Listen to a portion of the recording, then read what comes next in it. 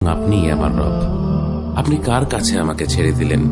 এমন অচেনা মানুষদের কাছে যারা আমার ক্ষতি করতে চায়, নাকি এমন শত্রুর কাছে যাকে আপনি আমার চেয়ে অধিক শক্তি দিয়েছেন?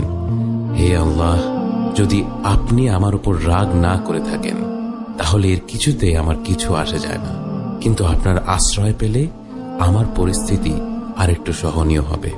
হে আল্লাহ, আমি আপনার চেহারার নূরের কাছে আশ্রয় চাই, যা সব অন্ধকারকে উজ্জ্বল করে দিয়েছে, যা দুনিয়া এবং আখিরাতের সব বিষয়ের সংশোধক। আল্লাহ, আপনার রাগ এবং অসন্তুষ্টি থেকে আমি রেহাই চাই। আল্লাহ, এ সব কাজই শুধু আপনাকে খুশি করার জন্য করা, এবং আপনি ছাড়া কোনো শক্তি নেই, কোনো ক্ষমতা নেই।